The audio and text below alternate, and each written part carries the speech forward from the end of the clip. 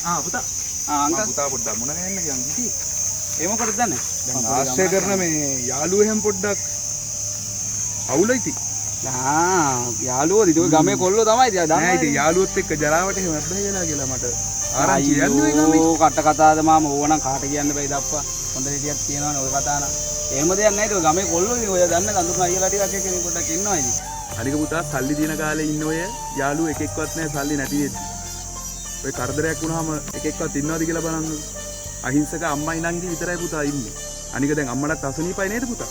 අම්මට අවුලක් නෑ ඔය ඉන්නේ. මං දැන් ගෙදර ගිහිල්ලා ආවේ. අනික ගෙදර අම්මයි නංගි විතරයි ඉන්නේ. ඕට වඩා පුතා ඒ වුණාට තව ටිකක් හිතන්න ඕන. හරි ඉතින් ආයේ කොල්ලෝ කාලේනේ ආයේ ඉතින් මේ පන්නක් ගත්තට මොකද අපි හොරකම් කරන්නේ නෑනේ. අනික පුතා මම ඔය විස්තරේ කිව්වේ මගේ පුතෙක් වගේ හින්දා පුතත්. ඕට වඩා හිතන්න ඕන පුතා. තේරෙනවද? හරි අංකල්. අපි ගැන බලා ගන්න අංකල් එච්චර ඔය කලබල එච්චර මහන්සි වෙන්න එපා. හරි අංකල් හරි.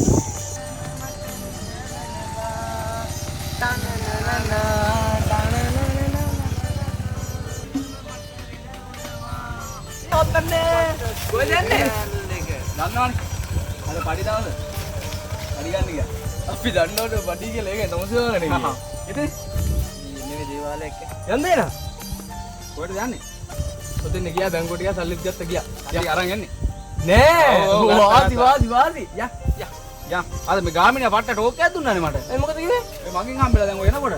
මේ එව් කියනවා මේ ගමේ මේ එක පුද්ගලයෝ ආශ්‍රය කරනවලු. අරගේ උල්ලු ඉන්නේ. ඕවා කරන්න එපාලු.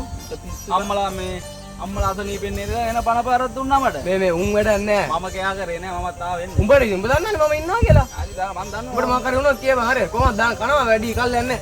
එන අයියා. අරක් වෙන අතර බඩුවන් ටික ගන්න බලන්න. ඉංග්‍රීසි මහා චීට් වැඩ තියෙන ගමේ නේ. අල්ලපේ කියලා. කොල්ල මොනවාද උන්ට වැඩ නෑනේ බා අනුන්ගේ ඕයන්නේ.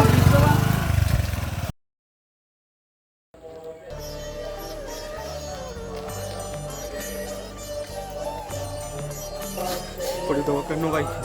අපේ අම්මට සනීප නැහැ කෝල් එකක් ගන්න ෆෝන් එක පොඩ්ඩක් දෙනවා. මේ යාළුවෙක් කියලා ෆෝන් එක ගොඩක් කරනවා කෝල් එකක් ගන්න මම අර ගන්න පස්සේ හරි. ඔකේ. නම්බර කියන්නකො මොකද? මම කෝල් එකක් ගන්න. ඉක්මනට දෙන්නයි මට කෝල් එකක් කරනවා. හරි ගන්න ගයි.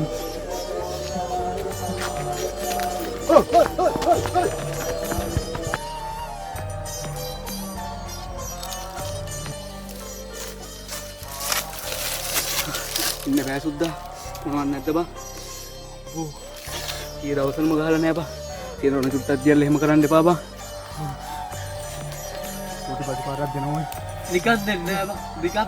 නිකන් දින අපරක් කියලා වෙලා ඉන්න බේනවනේ මේ 31 වගේ. තවත් දෙකකින් ගහලා නෑ අයියේ. ඉන්න බෑ ඔයි. එහෙම කරන්න පොයි. හරි හල්ලි දීලා ගාපන්. හරි. හල්ලි දීලා ගාපන්. හරි ෆෝන් එක තියාගෙන එක පාරක් දෙනවා. එක ෂොට් එකක්. දන්නවනේ ඉන්න බෑ ඔය මගේ ෆෝන් එක ඔයි. හරි. හල්ලි දීලා කනේ? හරි එක පාරක් දෙනවා.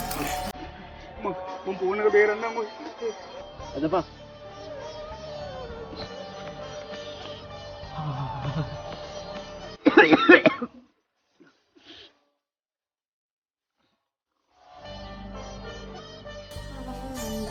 අම්මගේ පඬිතුකමනේ කී දවසක් කියනවද සල්ලි නැත්තම් මගේ මේ කරාබු දෙක හරි විකුණලා අම්මට බෙහෙත් ටිකක් ගේන්න යා නැත්තම් අම්මගේ ලෙඩේ තව තවත් වැඩි වෙනවානේ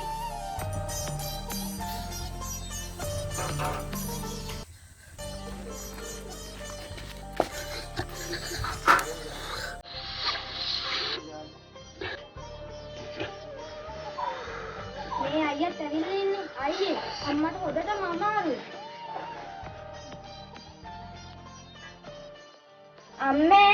අම්මත් අදුමත් දාගන්නකෝ මම චූටි මමලාගේ ගෙදර ගිහිල්ලා වීල් එකක් අරන් එන්නම්කෝ මේන් අම්මේ මේ සුඩු හරහබු දෙක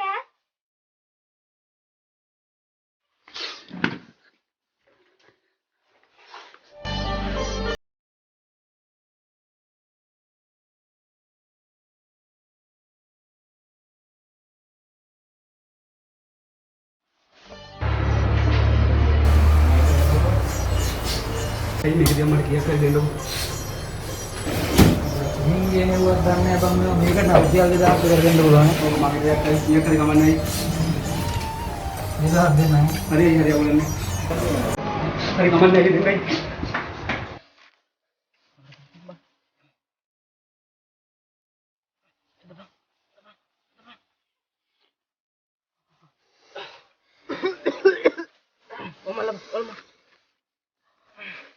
පාර.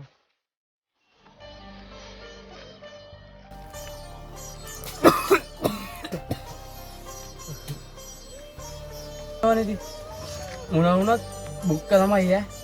මේක තමයි බං ජීවිතේ. අනිවාර්යෙන්. ගෙවල් දොරවල් ළඟට නෑ බං. ආතල් එක සැපටම දාන්න ඕනේ දාන එකේ බං. ඉතිරිල්ලා එස් එක. අනිවාර්යෙන් හවස බඩු ටිකක් ගහන්න කොහමද ලයින් එකක් ගහන්න ඕනේ ඇයි? බං කිත්ත මල්ලේ. සැප.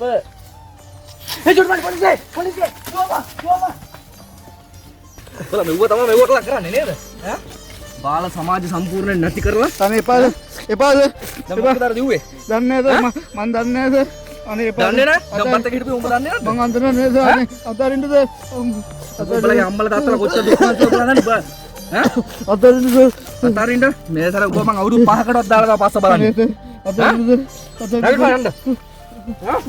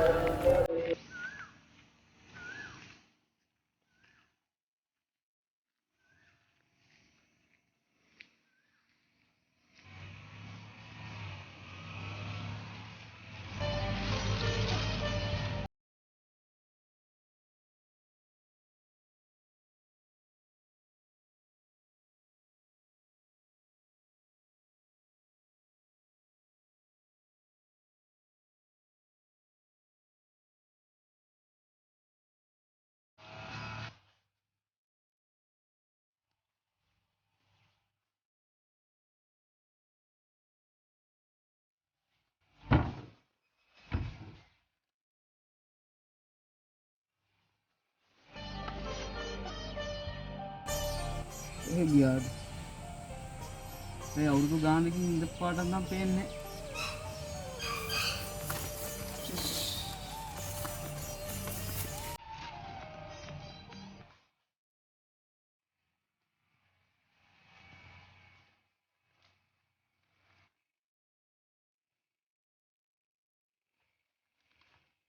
ගාමිණී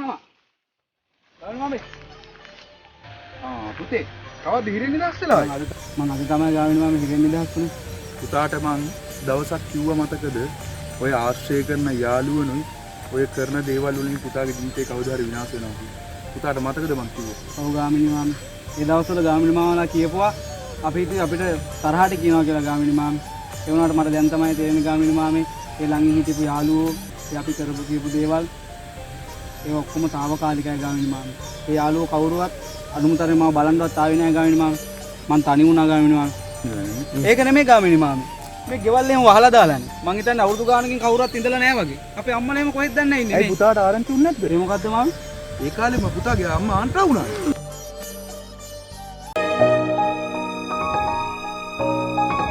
අම්මාවරු නැති දරුවන්නේ සංකාදුක් කවුදෝ දන්නේ ඒ දුක දන්නා අම්මාවරුමයි යම්මතු දිනයක බුදු වන්නේ සංසාරේ මතු බුදු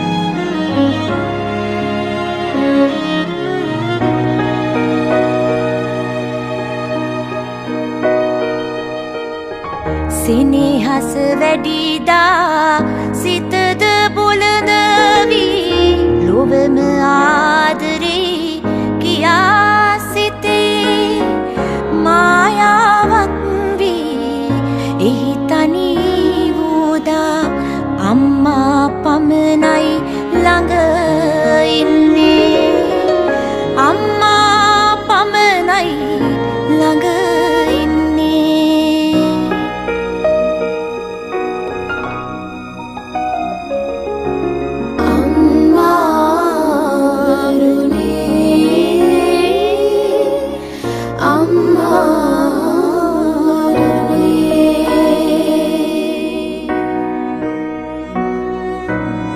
සම්මා සම්බුදු අම්මා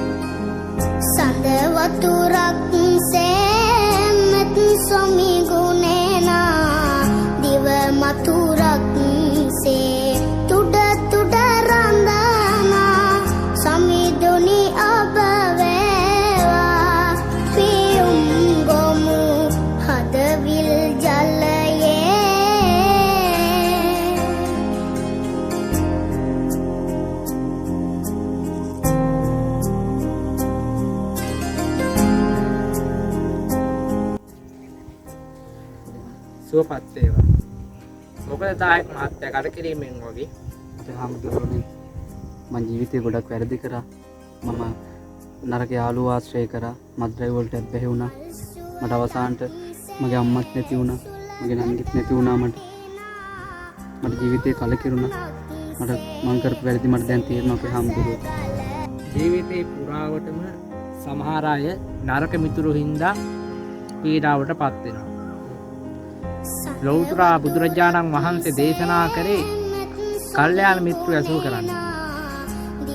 කල්යාණ මිත්‍රයෝ කියලා කියන්නේ දුකේදී සැපේදී පිහිටට පැමිණෙන කට්ටිය තමයි කල්යාණ මිත්‍රයෝ කියලා බණ පොතේ සඳහන් කරන්නේ.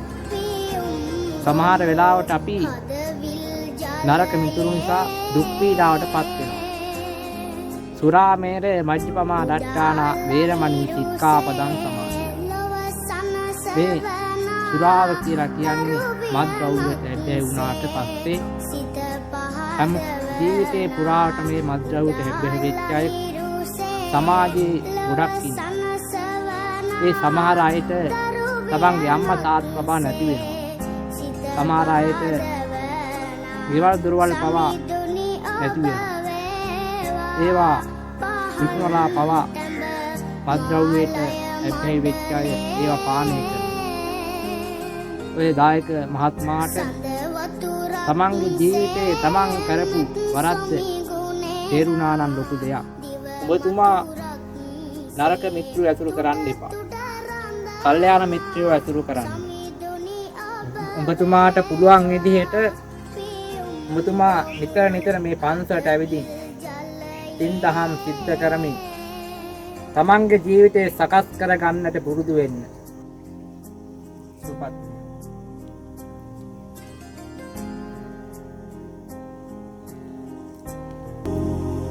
මල් සුවඳක් සේ සුලකට වටිනා මව්වදනක් සේ සෙනෙහස ගලනා මල් සුවඳක් සේ සුලකට වටිනා මව්වදනක් සේ සෙනෙහස ගලනා සමිඳුනි ඔබ වේවා පිහිට මට මේ බව කතරේ